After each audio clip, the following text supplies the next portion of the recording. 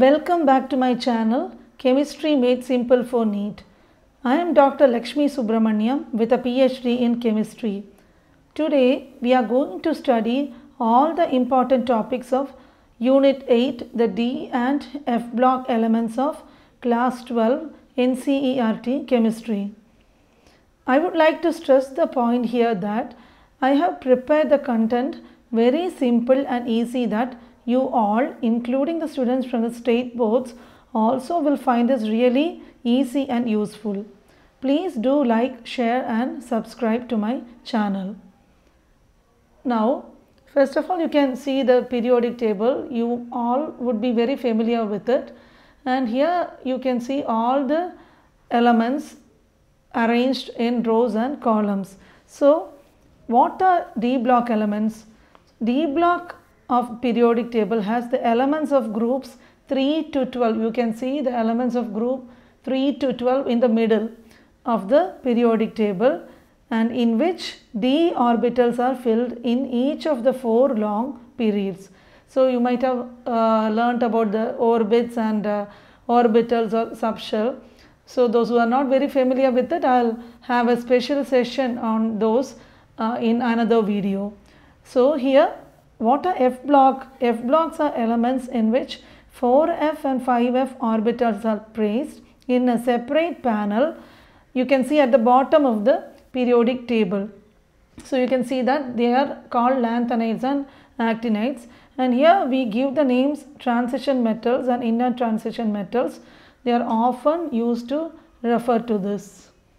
Now you can see here in the diagram given that transition elements are elements which contain an incomplete D subshell, that is from D1 to D9 in at least one of the oxidation states of their compounds. So you can see that the element Sc, that is, it is having vacant D orbitals and no element in S orbital. It is 3D0, so no elements. It's an incomplete D subshell.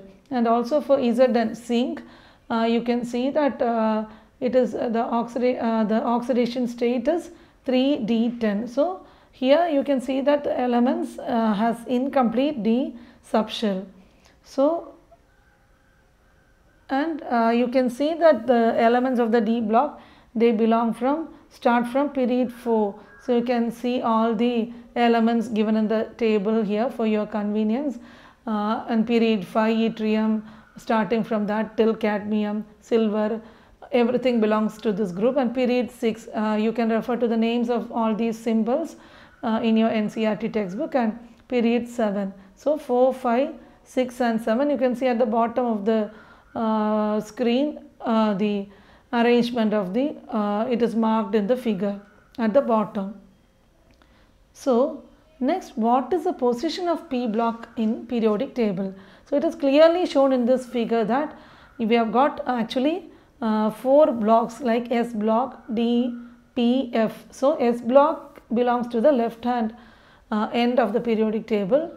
D block comes in the middle of the periodic table, P on the right end, and F block are placed as a separate panel below the periodic table. Now you can see that used a colored chart where pink color shows metal and light green color shows that it is a semi-metal. It's neither a metal nor a non-metal, and yellow colors are non-metals.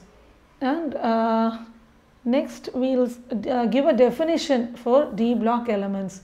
So what exactly are D block elements? As I already said, elements belonging to group 3 to 12 are known as D block. Why they are called so? Because the elements belonging to these group, the last electron will go to D subshell or D orbital. And actually as we saw in the figure, D block elements are seen in between S and P blocks in the long form of the periodic table. Now I said that they are also known as transition elements. Why they are called transition elements? What is a transition element?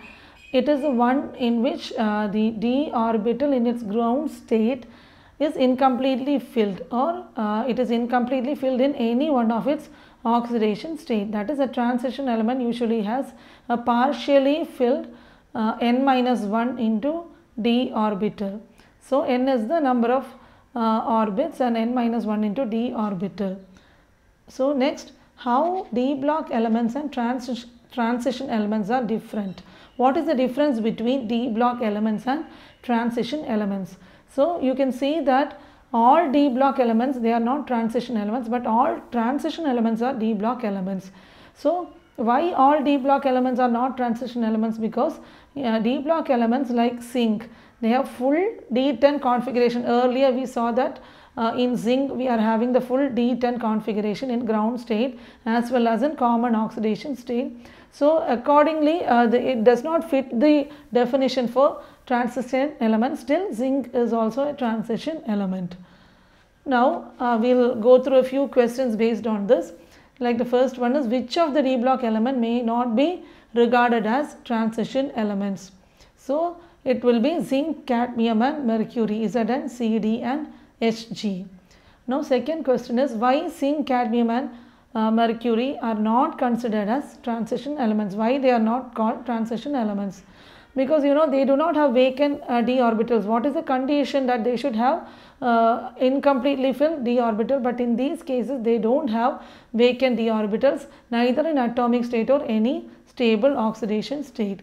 Now why scandium is a transition element but zinc is not a transition element? As we said earlier, scandium is Sc, that is transition, because what is the symbol of scandium? It is Sc, because it has incompletely filled d orbitals in ground state, but zinc has full D10 configuration in their ground state as well as in their common oxidation state. Now fourth one is, copper atom has completely filled d orbital 3d10 in its ground state, yet it is transition element. So this is an exception. Why it is like that? Even though having completely filled d orbital, why copper is a transition element? Because copper, its atomic number is 29. It exhibits normally +2 oxidation state, whereas it will have incompletely filled d orbitals, that is 3 d orbitals. So it is a transition element. So the next one is, silver atom has completely filled d orbital, that is 4d10 in its ground state. That is, in ground state silver is having completely filled d orbital, but still it is a transition element. Why? So the explanation for that is, silver atomic number is 47. Even that, like copper, shows +2 oxidation state, wherein it will have incompletely filled d orbitals 4d. So it is a transition element. Now the last one is, why the name transition given to the elements of d block? Why it is given? Because only because of their position between S and P block elements. So hope you understood all the questions. You just keep on going through it repeatedly. And now we will have a look at the general and physical properties of d block elements. So we have got a few properties listed out here which are very important. First is physical property, second is atomic and ionic size, third is ionization enthalpy, fourth is oxidation state of d block elements, then the fifth one is colored ions, sixth is catalytic property, magnetic property, then formation of complex compounds and formation of interstitial compounds. So here since this is a big very vast topic, I have divided this into 5 parts. So we are watching the part 1 of this video today. I will be uploading the remaining 4 parts one by one, because by the time you are thorough with this part 1, then after that it's better always to learn part by part, because if you try to learn everything fully, then you will be totally confused. So better you read each part, then go through the questions I give, and then you move on to the part 2. Now first, what is boiling and melting point? That they are called enthalpies of atomization. So for the transition elements, you can see the chart, in the chart the trends in melting points of transition elements. So along the x-axis we have got the atomic number, and then I have given 3 different colors for 3 different elements. So for Mn, manganese, I have shown it in red color. You can see the other elements also: titanium, vanadium, chromium, iron, cobalt, nickel, palladium, etc. And for the middle one, then you can see the elements there, and for the green one, so you can see it has 3 different graphs. So a large number of unpaired electrons take part here in the bonding. So the metallic bonds are very strong. So that is the reason why they have high melting and boiling point. Now they are also having high enthalpies of atomization, and you can see that the maximum will be at the middle of each series. So due to the large number of unpaired electrons taking part in bonding, that is why they have very strong metallic bonds. So they have high enthalpy of atomization. Now next you can see a very well laid table in which the outer electronic configuration of the transition elements, which is in the ground state, is given. I have divided it into 3 series, first, second and third series. So in the first series you can see for each element Z denotes the atomic number. Then in the different elements starting from scandium, it's shown with the atomic numbers 21, 22, 23, etc. Then for the first one, scandium, atomic number is 21, 4s orbital has 2 electrons and 3d has 1 electron. Like that you can go through the entire table and try to understand how many number of electrons go into each. So in the second series you can see that 5s and 4d subshells are given. You know, there is a particular order in filling up of the subshells. So if you are not thorough with that, even that topic I will be dealing with it after we successfully complete all the units. Then you can see in the third series is that 6s and 5d are given. So you go through these arrangement of electrons in different subshells, and now you can see in this table, like again I have shown the name of the element, atomic number in a more easier way. So how electrons are getting filled up in the 3d subshell as 3d subshell. So you know, orbital and subshell are one and the same. Orbit and shell, it is same. So all these concepts you would have learned before as well. And we have got 4s subshell here. And one particular thing you can see in this figure is that for element chromium, like with atomic number 24, we are having only one electron which is unpaired in the 4s orbital. And also for copper with atomic number 29, only one electron which is not paired, except that all the other elements here, they have a pair of 2 electrons in the 4s orbital. And you can see that scandium, we have got only one electron in the 3d. Like you can see 1, 2, 3 for the next 222 atomic number, 2 electrons. Then like after that 3. Then you can see with atomic number 24, as I said earlier, 3d subshell, each of it has got 1 electron, and 4s also has only 1 electron. Then after that manganese 25, there 3d has got 1 electron each, and 4s has got 2 electrons. And then iron Fe 26 atomic number. Here in 3d the first block has got a pair of 2 electrons, and all the other only one each, and 4s has got 2 electrons. Then cobalt, you can see after the first row, the second after the first square, second square also has 2 electrons, then 1 each. 4s has got 2 electrons. We can see that if you closely look into the figure, there is a definite pattern of filling up of electron, whereas in zinc atomic number 30 in 3d all has got 2 electrons, whereas in 4s also there are 2 electrons. And why in chromium and copper they have got only 1 electron, I will explain that. But before that, we will just have a look at the atomic and ionic size of the 4th period transition elements. You can see along the y-axis we have got atomic radius, and we have got different elements arranged in it.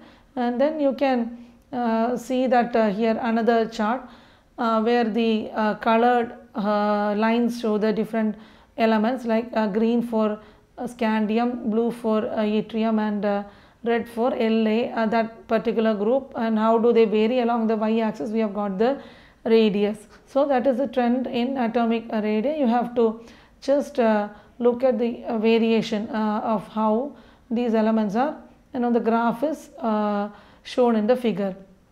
And you can see that along the rows, that is from left to right, the nuclear charges increases, but the penultimate means the last but one, the one before the last one, d subshell is having poor shielding effect. So atomic and ionic size will always remain the same, since the shielding effect, what is meant by shielding effect? From the outermost attraction, whatever it is, no, there is no shielding at all. So the size cannot, the atomic and ionic size, it doesn't increase, but the nuclear charge will increase. So also the radii of the third series, they are the same as those of the second series. There isn't much difference between the radii of the third and corresponding second series. Mostly they are the same only. And why this phenomena is happening? Because what happens is that the 4f orbital will intervene during the filling up of 4f before 5d orbital. So actually before 5d is filled up, 4f is coming into that filling part, and that is why there is a regular decrease in atomic radii, which is known as lanthanoid contraction, which is very important concept for the examination point of view also. That is why it compensates for the increase in atomic size with the increase in atomic number. And also because of the lanthanoid contraction, what is the final result of it? Only thing is that the second and the third D series shows the same radii. See, you can see ZR zircon and hafnium, HF, both has only slightly a small difference only, 160 and 159. So because of they'll ask you why this is happening, why they show the similar radii, and they'll be asking in the choice or whatever it is, the answer should be, mostly this question, these type of questions come for the NEET exams as well. This is due to lanthanoid contraction. And what is, as we already discussed, so lanthanoid contraction, we saw that before filling FD orbital, filling of F4F orbital takes place. So as a result of that, the decrease in atomic radii causes lanthanoid contraction.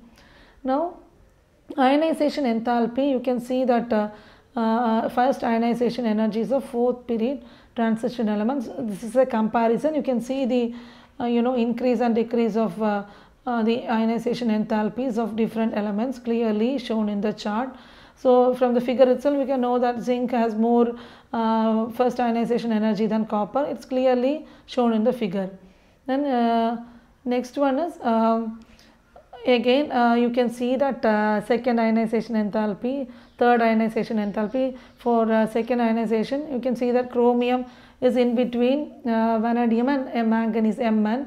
So you can see in the figure, where is Mn? Almost in the middle. V is then after to the left side of Mn, you can see Cr chromium, then V. So Cr is in between V and Mn.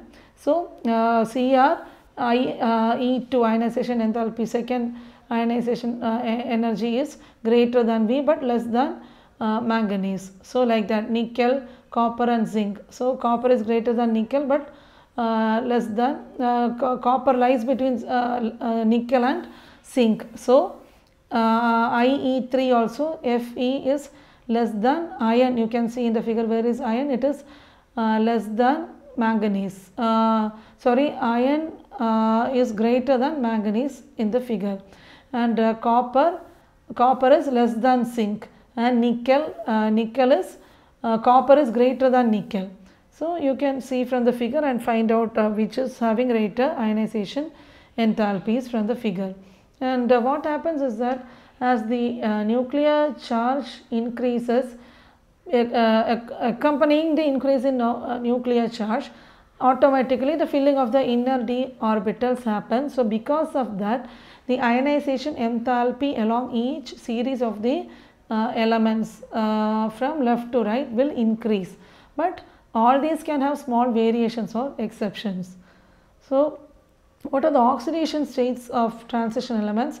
They always show variable oxidation state. Why? What is the reason? Because due to the small energy difference between n-1, that is penultimate d subshell, and ns subshell electrons from both the subshell taking part in the bonding, you can see the different oxidation state. For Sc it is only +3, titanium shows +2, +3, +4, like that.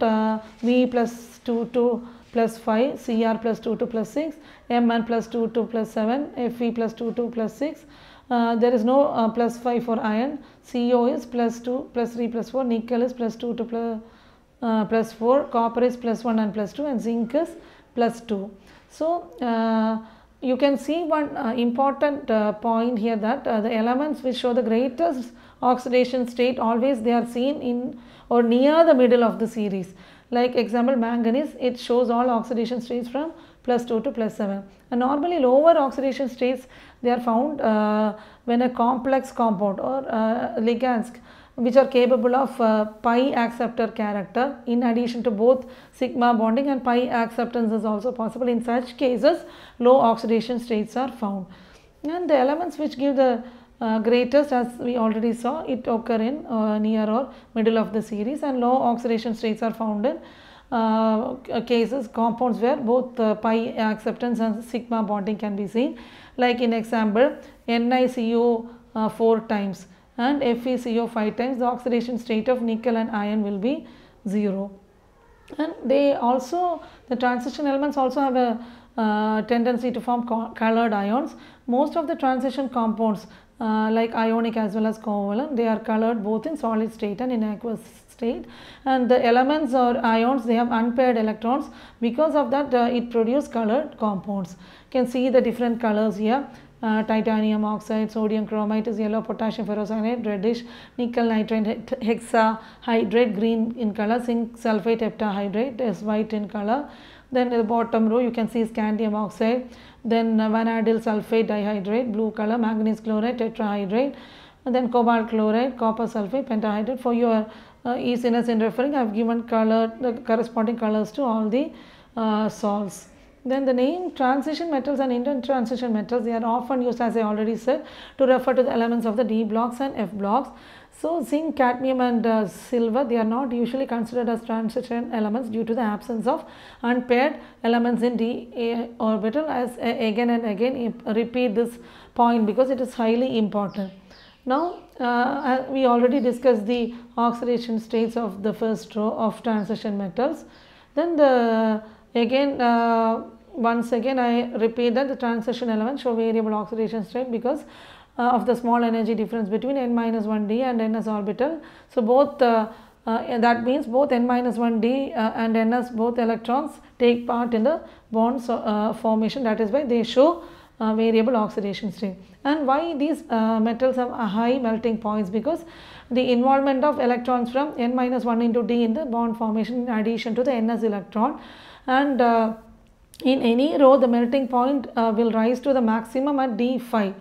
But for some metal elements like Mn and Tc, like they show some anomalous values, and also they fall regularly as the atomic number increases.